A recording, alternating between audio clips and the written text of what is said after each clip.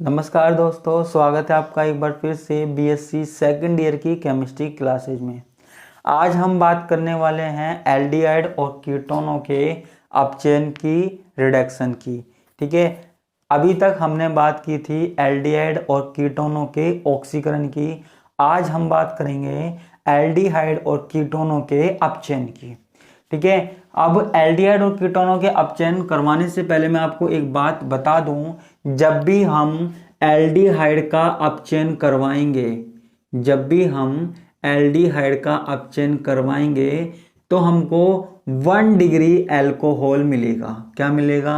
1 degree alcohol मिलेगा। और जब भी हम कीटोन का अपचयन करवाएंगे तो हमको 2 डिग्री एल्कोहल मिलेगा। क्या मिलेगा? 2 डिग्री एल्कोहल मिलेगा। ठीक है, 2 डिग्री एल्कोहल मिलेगा, 2 डिग्री। ठीक है, तो एक बात आप याद रखना कि जब भी हम एल्डिहाइड का अपचयन करवाएंगे तो हमको 1 डिग्री एल्कोहल मिलेगा। ये बात आप लिख भी लेना कि जब एल्डिहाइड का अपचयन करवाया जाता है तो 1 डिग्री एल्कोहल मिलता है, और जब कीटोन का अपचयन करवाया जाता है तो 2 डिग्री एल्कोहल मिलता है, द्वितीयक एल्कोहल मिलता है। ये बात आपको याद रखनी है। ठीक है, तो अब हम बात करते हैं अपचयन की। इस पे आते हैं अपचयन पे। तो अपचयन में भी हमारे पास कई रिएक्शंस हैं जो एग्जाम के लिए मोस्ट हैं। तो आज जो रिएक्शन है वो कौन सी है? मिरविन पोंडरोफ, नाम ही ऐसा है, पोंडरोफ वर्ली अपचयन। खतरनाक सा नाम है, बड़ा ही है ना, लेकिन नाम ही खतरनाक है। रिएक्शन अगर आप समझोगे तो आसानी से समझ में आ जाएगी। देखो, इसको हम बोलते हैं MPV, शॉर्ट फॉर्म। ठीक है, एग्जाम में हो सकता है आपको पूरा नाम नहीं दिया जाए, सिर्फ इतना सब पूछा जा सकता है, MPV रिडक्शन, MPV अपचयन क्या होता है। ठीक है, फुल फॉर्म मैंने आपको बता दी, मिरविन पोंडरोफ वर्ली अपचयन। ये मैंने आपको फुल फॉर्म बता दी। अब ये अपचयन कैसे होता है वो मैं आपको बताता हूँ। ठीक है, तो आपको सबसे पहले क्या लेना है? Isopropyl alcohol. ठीक है, आइसोप्रोपिल एल्कोहल। ठीक है, आइसोप्रोपिल एल्कोहल हमको यहां पे लेना है। तो मैं ले लेता हूं आइसोप्रोपिल एल्कोहल। आइसोप्रोपिल का मतलब तो समझते होगे ना, प्रोपिल 3 कार्बन, और आइसो का मतलब जो कार्बन है उससे दोनों तरफ समान समूह जुड़े हुए हों। तो आइसोप्रोपिल एल्कोहल, एल्कोहल समूह ये रहा। ठीक है, आइसोप्रोपिल एल्कोहल को किसी कार्बोनिल यौगिक, अब हमको क्या लेना है? कार्बोनिल यौगिक लेना है। ठीक है, तो कार्बोनिल यौगिक ले लीजिए, C+O। तो यहां कुछ भी हो सकता है, कुछ भी आप जोड़ सकते हो अपनी मर्जी से। ठीक है, आइसोप्रोपिल एल्कोहल को किसी कार्बोनिल यौगिक के साथ क्या करवानी है? अभिक्रिया करवानी है। यौगिक के साथ एल्यूमिनियम,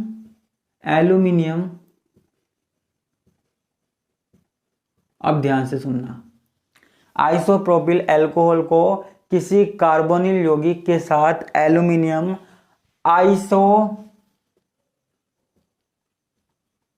प्रोपोक्साइड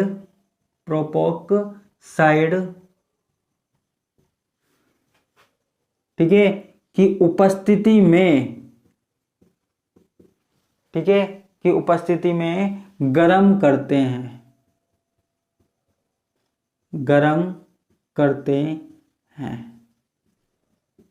ठीक है, तो अब हम एल्यूमिनियम आइसोप्रोपोक्साइड बना दें।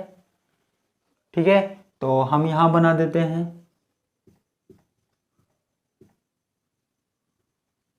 ठीक है, प्रोपोक्साइड का मतलब क्या है? 3 कार्बन। ठीक है, प्रोपोक्साइड यानी कि प्रोपेन से संबंधित आ गया, तो यहां पे हमारे पास क्या आ गया? 3 कार्बन। ठीक है, तो 2 कार्बन तो ये हो गए, इस कार्बन से 2 कार्बन जुड़े हुए हैं, है ना। इस कार्बन से 2 कार्बन जुड़े हुए हैं, मैं आपको यहां बना देता हूं, ये ये 2 कार्बन समूह जुड़े हुए हैं, सॉरी ये मैथिल समूह है ना, 3,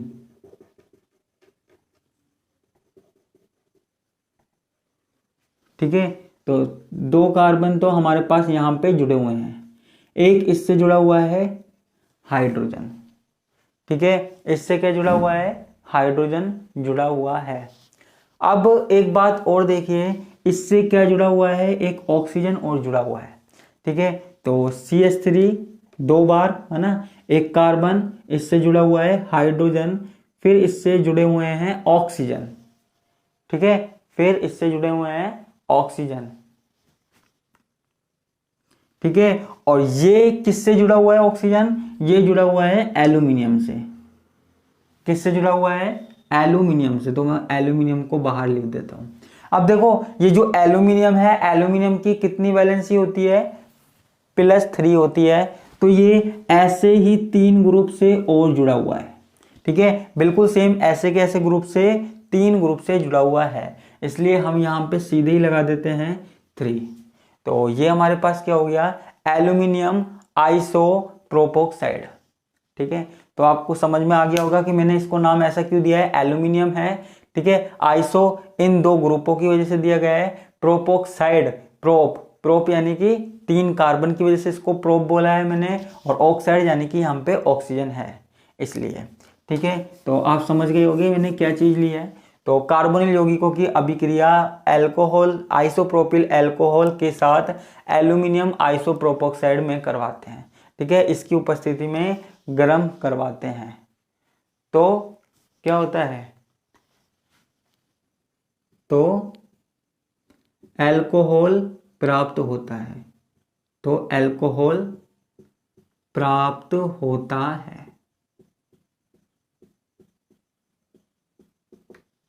क्लियर है। तो हमको क्या मिलेगा, अल्कोहल मिलेगा, CHOH, ठीक है। साथ में हमको क्या मिलेगा, साथ में हमको मिलेगा एसीटोन। क्या मिलेगा बच्चों, एसीटोन मिलेगा। तो यहां देखिए कि कार्बन वैलेंसी चेक कर लीजिए, देखो कार्बन है, ठीक है, O, ठीक है, कार्बन से एक हाइड्रोजन जुड़ गया और ऑक्सीजन से एक H जुड़ गया। अपचयन का मतलब तो आप समझते ही होंगे, हाइड्रोजन का जुड़ना, तो यहाँ पे हाइड्रोजन जुड़ गया, यहाँ हाइड्रोजन जुड़ गया, ठीक है, यहां से हाइड्रोजन निकल गया, आप देख सकते हो, ठीक है, और यहाँ पे डबल बॉन्ड O आ गया। तो जब भी हम अपचयन करवाएंगे तो हमको क्या मिलेगा, अल्कोहल मिलेगा, ठीक है, साथ में हमको क्या मिलेगा, एसीटोन मिलेगा। क्या मिलेगा बच्चों, साथ में एसीटोन मिलेगा। अब ये जो अभिक्रिया होती है वो किस प्रकार होती है, इसकी जो मैकेनिज्म है वो किस प्रकार होती है, वो हमको देखनी है, ठीक है। तो सबसे पहले हम क्या करते हैं, सबसे पहले हम कोई भी जो हमको लेना है वो एल्डिहाइड या कीटोन ले लेते हैं, ठीक है। तो यहाँ पे हमने जैसे कीटोन ग्रुप ले लिया, कीटोन यौगिक ले लिया। अब देखो मैं इसकी अभिक्रिया सबसे पहले किससे करवाता हूं, ध्यान से देखिएगा, सबसे पहले मैं इसकी अभिक्रिया किससे करवाऊंगा, सबसे पहले मैं इसकी अभिक्रिया करवाऊंगा इस वाले ग्रुप से। किससे, इस वाले ग्रुप से, ठीक है, ठीक है। तो हमने सबसे पहले क्या ले लिया, ये कार्बोनिल यौगिक ले लिया, कार्बोनिल ग्रुप ले लिया। अब देखो हम ये लेते हैं एल्यूमिनियम आइसोप्रोपोक्साइड लेते हैं, ठीक है, एल्यूमिनियम आइसोप्रोपोक्साइड लेते हैं। तो मैं यहाँ पे एल्यूमिनियम प्रोपोक्साइड बना देता हूँ। तो देखिए मैं कुछ इस तरीके से बनाता हूँ, CH3 2 बार, ठीक है, ये कार्बन, ठीक है, फिर इससे 2 मिथाइल समूह जुड़े हुए हैं, ठीक है बच्चों। अब इससे आप ये देखिए कि एक जुड़ा हुआ है हाइड्रोजन, ठीक है, क्या जुड़ा हुआ है, हाइड्रोजन जुड़ा हुआ है, क्लियर है। अब इसमें जुड़ा हुआ है एक ऑक्सीजन, ये ऑक्सीजन, ठीक है, और ये जुड़ा हुआ है एल्यूमिनियम, मैंने इस तरीके से बना दिया। और एल्यूमिनियम से ऐसे 3 ग्रुप जुड़े हुए हैं। तो मुझे अभी एक की ज़रूरत है, तो मैं एक लिख देता हूँ, बाकी 2 के लिए मैंने ऐसे लगा दिया। ठीक है, यानी कि आप देख सकते हो कि एल्यूमिनियम जो है इसके 3 ग्रुप कार्बोनिल के 3 ग्रुप को एल्कोहल में चेंज कर सकते हैं। किस में चेंज कर सकते हैं? एल्कोहल में चेंज कर सकते हैं। ठीक है, तो यहाँ पे ये जो अभिक्रिया होती है ना, वो कैसे होती है? चक्रीय तरीके से होती है। यहाँ पे चक्रीय अवस्था बनती है। तो आप यहाँ देखिए, तो मैं बना देता हूँ R C R double bond ओ।